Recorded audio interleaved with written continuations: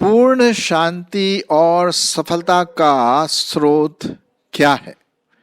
कभी कभी जब हम पूछते हैं कि भाई वो व्यक्ति बहुत सफल है, तो हम सफलता उस माप से मापते हैं जिसके पास शायद पैसा हो, अच्छी परिवार हो, अच्छा घर-बार हो और लोगों के बीच में एक अच्छा ओहदा हो। हम उन्हीं लोगों को कहते हैं यार वो व्यक्ति बहुत सफल है ना। लोग देखो उसकी तारीफ करते हैं, वो हमेशा लाइमलाइट में, मेन स्टेज में आती है, तो हम उसको बोलते हैं कि बड़ा सफल व्यक्ति है, बड़ा अच्छा व्यक्ति है। उसमें कोई शक की बात नहीं कि अच्छा व्यक्ति होगा, लेकिन क्या यही सफलता है? क्या यही शांति का स्रोत माना जाएगा? परमेश्वर की दृष्टिकोण से यदि हम देखें तो ये बिल्कुल गलत धारणा है कि ये है सफलता। तो फिर सफलता है क्या? सफलता वो है जब हम परमेश्वर के उद्देश्यों को, उसके गोल्स को, वो जिसने हमारे लिए जो निशाना बना के रखा हुआ है जीवन में, उसको हम उसी के सामर्थ्य से, परमेश्वर के सामर्थ्य से यदि हम उसे पूरा करें तो उसको हम सही रूप से कहेंगे पूर्ण सफलता, पूर्ण शांति। और आज मैं इसी के बारे में आपके सामने बात करने की कोशिश करूंगा कि एक विशेष विश्वासी किस प्रकार से पूर्ण शांति और सफलता अपने जीवन में ग्रहण कर सकता है और दूसरों के लिए बड़ा आशीष का कारण भी बन सकता है। तो चलिए शुरुआत करते हैं और पहला पद ले लेते हैं जो पाया जाता है यिर्मयाह उसका 17 अध्याय 7 और 8 पद। यिर्मयाह उसका 17 अध्याय 7 और 8 पद। धन्य है वह पुरुष जो यहोवा पर भरोसा रखता है, जिसने परमेश्वर को अपना आधार माना हो।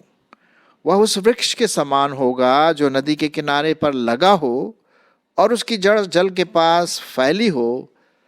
जब धूप होगा तब उसको न लगेगा, उसके पत्ते हरे रहेंगे और सूखे वर्ष में भी उनके विषय में कुछ चिंता न होगी, क्योंकि वह तब भी फलता रहेगा। यह है साहब सफलता का रहस्य, शांति का रहस्य, जिसे हम कहते हैं सही रूप की शांति, सही रूप की सफलता। अब जैसे कि आप देख रहे हैं इस डायग्राम में, ये व्यक्ति है और वो अपने मन से कुछ और नहीं सोच रहा है, उसको बस एक ही मन में उसकी सोच है और वो है परमेश्वर। उसकी सोच है वो परमेश्वर के बारे में, पिता के बारे में, पवित्र आत्मा के बारे में, यीशु के बारे में सोचता है और उसकी जो भी बातें हैं जो उसने उसको आज्ञा दी है करने के लिए, उसे पूरी रीति से करता है। चलिए इसी बात को और आगे हम बढ़ा के देखेंगे। यशायाह उसका 26 अध्याय 3 और 4 पद। यशायाह उसका 26 अध्याय 3 और 4 पद।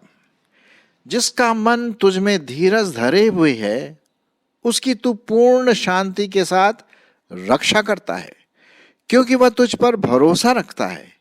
यहोवा पर सदा भरोसा रख, क्योंकि प्रभु यहोवा सनातन का चट्टान है। कितना बढ़िया लिखा हुआ यहाँ पर। मेरा मन, आपका मन कहाँ पर केंद्रित है हमारे जीवन में? मैं मानता हूँ कि कभी कभी मेरा मन भटक सा जाता है और कुछ दूसरी बातों पर, जो कि एक अभिलाषा के रूप में, एक टेम्पटेशन के रूप में मेरे जीवन में आती हैं, और मैं इस बात को मानता हूँ कि कभी कभी ऐसा हो जाता है। लेकिन परमेश्वर फिर मुझे अपनी पवित्र आत्मा के द्वारा वो हमें बताता है कि देखो वापस आ जाओ, मुझ पर भरोसा रखो, मुझ पर ध्यान करो। तुम्हारा ध्यान जीवते वचन पर, जीवते परमेश्वर पर होना अत्यंत आवश्यक है। देखिए जहां पर लिखा हुआ एक बहुत अच्छी जगह लिखी हुई है जो मैं आपके सामने पढ़ूंगा, नीति वचन उसका 23 अध्याय। जो देखिए ये परमेश्वर का वचन है और इसको हम बहुत गंभीरता से लेना है। नीति वचन उसका 23 अध्याय और उसका 7 पद मन के बारे में है कि जहां कहीं हमारा मन है भाई बस वैसे ही हम सोचेंगे। चलिए देख लेते हैं नीति वचन उसका 23 अध्याय और 7 पद। क्योंकि जैसा वह अपने मन में विचार करता है वैसा वह आप ही है। वह तुझसे कहता है तो खा पी, परंतु उसका मन तुझसे लगा नहीं है। तो जैसा मनुष्य अपने मन में सोचता है, जैसे आप सोचते हैं, आपकी जिस प्रकार की सोच है वैसे ही आपका जीवन भी होगा। उदाहरण के रूप में एक मछुआरा जो है वो किसके बारे में सोचेगा? अरे साहब मछलियों के बारे में सोचेगा। एक चरवाहा किसके बारे में सोचेगा? भाई भेड़ बकरी गाय उसके बारे में सोचेगा। उसके दिमाग में वही है कि नहीं? भाई किसके बारे में सोचेगा? भाई क्या मैं बनाऊं, इस लकड़ी से क्या बनाऊं, चेयर कुर्सी टेबल अलमारी जो भी है। तो जैसा जिसकी सोच है वैसा ही वो होगा। मेरी और आपकी सोच किस प्रकार से है? क्या मेरी सोच परमेश्वर, पवित्र परमेश्वर पर है, उसके वचन पर है, तब तो मैं वैसे ही बनूंगा। यदि मेरी सोच उल्टी सीधी बातों पर और अनावश्यक चीजों पर यदि लगी रहे तो भाई क्या मैं अपना विश्वासी जीवन सही रूप से बिता पाऊंगा? बिल्कुल भी नहीं, सवाल ही नहीं उठता। इसीलिए परमेश्वर का वचन कहता है कि भाई आपका सोच, आपका ध्यान प्रभु परमेश्वर पर होना आवश्यक है, ताकि हम अपने मसीह जीवन में प्रभु यीशु मसीह का स्वभाव लेकर के हम वैसे ही चलें। चलिए और पदों को हम देख लेते हैं कि परमेश्वर का वचन और भी क्या क्या बातें करता है। क्योंकि आजकल जैसे कि आप देख रहे हैं कि आजकल हमारी दुनिया का माहौल जो है, वातावरण उतना अच्छा नहीं है। लड़ाई झगड़े, आतंकवाद, भूकंप, मारना काटना, एक देश दूसरे देश पर चढ़ाई कर रहा है और मतलब मनुष्य की कोई वैल्यू सी नहीं रह गई है ना। लोग ड्रग ले रहे हैं, सुसाइड कर रहे हैं, रेप केसेस है। क्या हो रहा है? ये हमारी दुनिया की इस प्रकार की सोच है और उसमें आपको और मुझको एक मसीही जीवन जीना है। हाँ, इसीलिए हमारे मन को पवित्र रखने के लिए परमेश्वर पर ध्यान केंद्रित करना अत्यंत आवश्यक है। तो जैसा हम सोचते हैं वैसे ही हम हैं। तो आप क्या सोच रहे हैं? आप क्या सोचते हैं? मैं क्या सोचता हूं? हमारा ध्यान कहां पर है? तो ये बहुत जरूरी है। अब जैसे कि अब प्रभु यीशु मसीह ने एक बार अपने पैराबल में, उदाहरण में कहा कि भाई तुम अपने लिए पृथ्वी पर धन इकट्ठा मत करो। क्यों? क्योंकि यहां पर क्या है? कीड़ा काई है और ये नष्ट हो जाएगा। अपने लिए स्वर्ग में धन इकट्ठा करो। अब स्वर्ग में धन इकट्ठा करना का मतलब भाई ऐसा कोई तो बैंक तो है नहीं, द बैंक ऑफ हेवन, स्वर्ग का बैंक है। कहने का मतलब है प्रभु यीशु मसीह कह रहे भाई अपना धन दूसरों के लिए दीजिए, परमेश्वर के कार्य के लिए दीजिए। क्योंकि जब आप उस धन को, उस पैसे को यहाँ इस्तेमाल करेंगे तो आप परमेश्वर के लिए काम कर रहे हैं। आपका ध्यान परमेश्वर की ओर लगा रहेगा।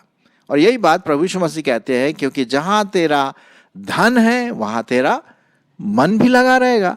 तो यदि हमारा धन प्रभु के कार्य के लिए है, दूसरों की सहायता के लिए है, तो सच में हम कह सकते हैं कि हमारा मन प्रभु परमेश्वर की ओर है। चलिए और आगे देख लेते हैं वचन और आगे क्या कहता है। यूहन्ना रचित सुसमाचार और उसका 14 अध्याय। यूहन्ना उसका 14 अध्याय और उसका 27 पद। यहां लिखा हुआ है, जो संदर्भ है इसका, यहाँ पर प्रभु यीशु मसीह कहते हैं कि भाई देखो मैं शीघ्र ही जाने वाला हूँ अपने पिता के पास और मैं तुम्हें अपनी शांति देता हूँ, है ना। क्योंकि ये दुनिया जो है, ये संसार जो है, ये बहुत मतलब कटा फटा और मतलब बहुत परेशानी से, दुखों से भरा पड़ा है, और तुम लोगों को शांति की बहुत ज़रूरत है। और इसीलिए प्रभु यीशु मसीह क्या कहते हैं, मैं तुम्हारे लिए पवित्र आत्मा भेजूंगा ताकि वो तुम्हें सहायता करेगा। तो आइए हम देखते हैं 27 पद, मैं तुम्हें शांति दिए जाता हूँ, अपनी शांति तुम्हें देता हूँ, जैसे संसार देता है मैं तुम्हें नहीं देता। तुम्हारा मन न घबराए और न डरे, तुम्हारा मन न घबराए और न डरे। देखिए यहाँ पर फिर से वही मन की बात आ गई साहब। जैसे कि आप इस डायग्राम में देख रहे हैं, मनुष्य का जो मन है ये कभी कभी विचलित हो जाता है ना। कुछ चीज़ें, मेरा भी मन कभी कभी विचलित सा हो जाता है। कुछ चीज़ें ऐसी है, ऐसा मैं सोच रहा हूँ यार अभी तक हुआ ही नहीं है, इतना प्रार्थना कर, नहीं, विचलित नहीं होना है। परमेश्वर का वचन साफ लिखा था कि तुम्हारा मन न घबराए और न डरे। तुम मुझ पर विश्वास करते हो तो मैं तुम्हें अपनी शांति देता हूँ, और वो उस प्रकार की शांति जो ये दुनिया नहीं दे सकती। दुनिया तो हमें भय का वातावरण, परेशानी का वातावरण, दुख का वातावरण, तकलीफ की बातें आएंगी, तो उसमें शांति का सवाल नहीं। लेकिन एक ही है जो शांति का राजकुमार है, अर्थात हमारे प्रभु यीशु मसीह, वो हमें अनंत शांति की प्रस्तावना रखते हैं। अनंत शांति आपको और मुझको, जो उसके बेटे और बेटियां हैं, परमेश्वर देने के लिए हमेशा तैयार है। जैसे कि आपने भी जरूर अनुभव किया होगा अपने मसीह जीवन में, और मैंने भी। चलिए और आगे बढ़ते हैं कि किस प्रकार से हम अपने मन को प्रभु परमेश्वर की ओर केंद्रित रखें, ध्यान प्रभु परमेश्वर की ओर लगाएं, ताकि हम वो शांति और वो सफलता जो परमेश्वर हमारे जीवन से चाहता है वो हम प्राप्त कर सके। चलिए आगे बढ़ते हैं। मैं आपके लिए पढ़ूंगा फिलिपियों की पत्री, उसका 4 अध्याय और उसका 7 पद। फिलिपियों उसका 4 अध्याय और उसका 7 पद। यहाँ पर इस प्रकार से लिखा हुआ है, मैं आपके लिए पढ़ना मांगता हूँ। यहाँ पर 6 और 7, फिलिपियों उसका 4 अध्याय और उसका 6 और 7 पद। सुनिए, किसी भी बात की चिंता मत करो, परंतु हर एक बात में तुम्हारे निवेदन, प्रार्थना और विनती के द्वारा धन्यवाद के साथ परमेश्वर के सम्मुख उपस्थित किए जाएं। तब परमेश्वर की शांति जो सारी समझ से बिल्कुल परे है, तुम्हारे हृदय और तुम्हारे विचारों को मसीह यीशु में सुरक्षित रखेगी। और यही बात मैंने अभी आपके सामने पढ़ा, जो यशाया उसका 26 अध्याय 3 और 4 में भी आपके सामने पढ़ा। तो हमें किसी बात की चिंता नहीं करनी है।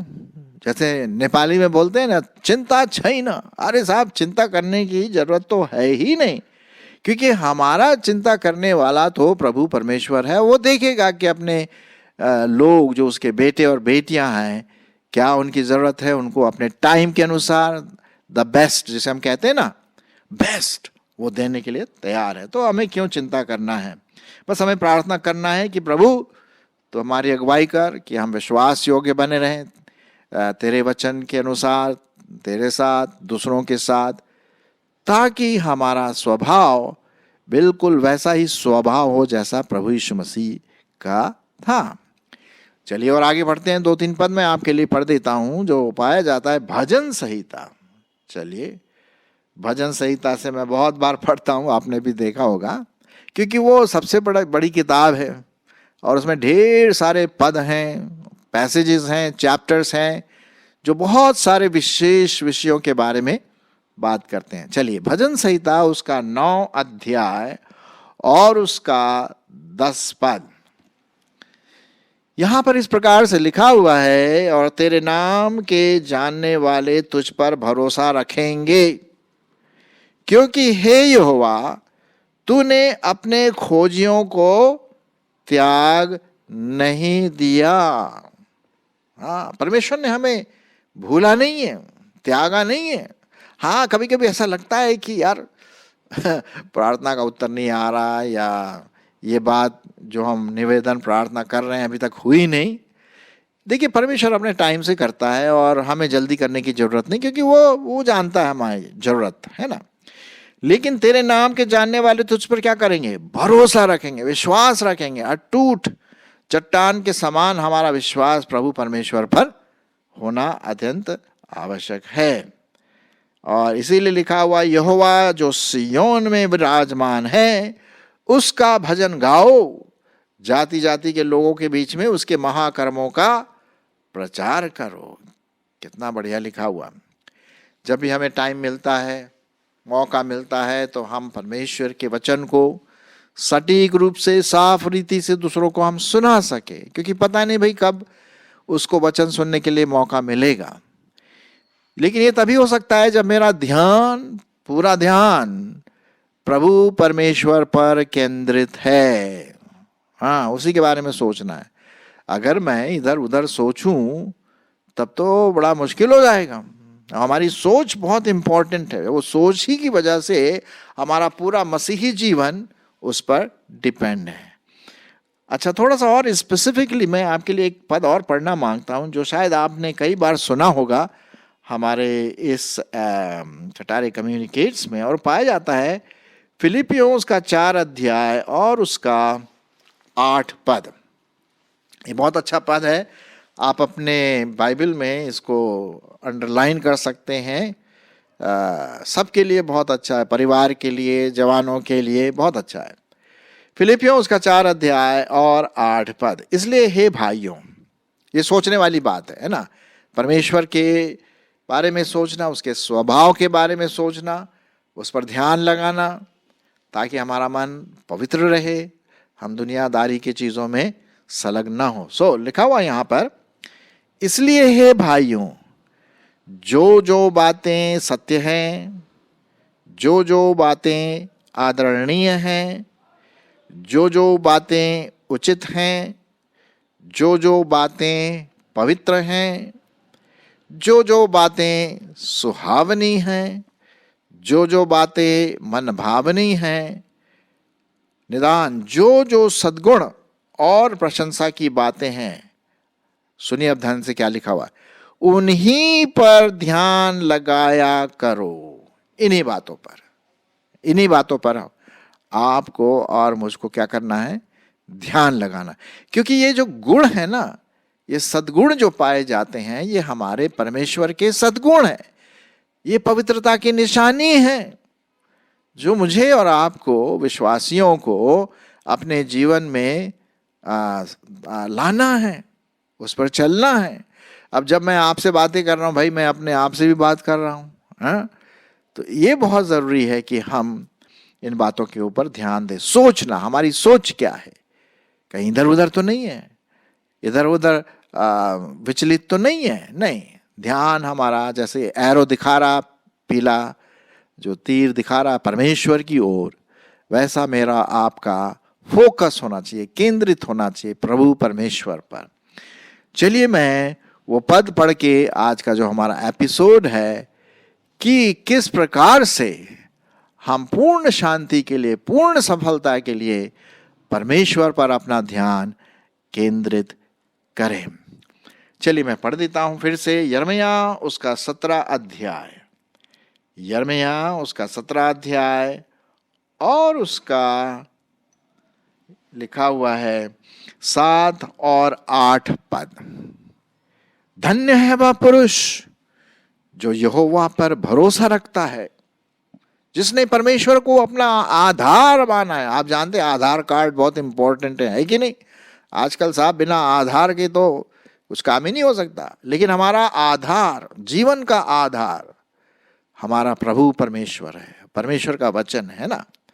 तो जब हमारा आधार प्रभु परमेश्वर है तो हम कैसे होंगे? 8वां पद, वह उस वृक्ष के समान होगा जो नदी के किनारे पर लगा हो और उसकी जड़ जल के पास फैली हो, जब धूप होगा तब उसको ना लगेगा, उसके पत्ते हरे रहेंगे और सूखे वर्ष में भी उनके विषय में कुछ चिंता न होगी, क्योंकि वह तब भी फलता रहेगा। आइए हम अपना ध्यान इधर उधर से ताकते हुए परमेश्वर पर केंद्रित करें, परमेश्वर के वचन पर केंद्रित करें। आमीन।